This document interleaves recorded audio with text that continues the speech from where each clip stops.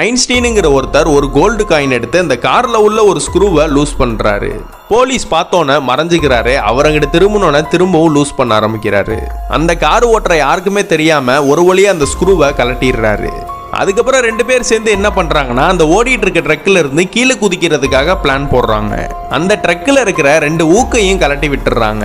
அதுக்கப்புறம் அவங்க 2 பேர் என்ன பண்றாங்கன்னா அந்த ஓடிட்டு இருக்க ட்ரக்ல இருந்து கீழே விழுறதுக்காக அந்த கண்டெய்னரை எட்டி உதைக்கிறாங்க. அந்த 2 பேரும் பின்னாடி திரும்பி பாக்குறப்ப அந்த 2 பேர்ல ஒருத்தவன் பயப்படுறான்.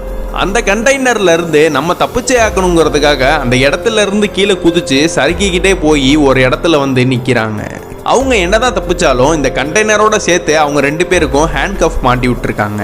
அதனால வேற வழி இல்லாம 500 பவுண்ட் எடை உள்ள அந்த கண்டெய்னரை தூக்கிக்கிட்டே பாலைவனத்துல நடக்க ஆரம்பிக்கிறாங்க. அப்படியே கண்டெய்னரோட சறுக்கிக்கிட்டே கீழே விழவும் செஞ்சிடறாங்க. அந்த பாலைவனத்தை பொறுமையா கடந்து போயிட்டு இருக்கும் போது அந்த இடத்துல ஒரு பெரிய ஃபிளைட் ஒன்று கிடைக்குது. அந்த ஃபிளைட்ல உள்ள எக்யூப்மெண்ட்ஸ்லாம் வச்சு அவங்க கையில உள்ள அந்த ஹேண்ட் கஃபை கலட்டிடுறாங்க.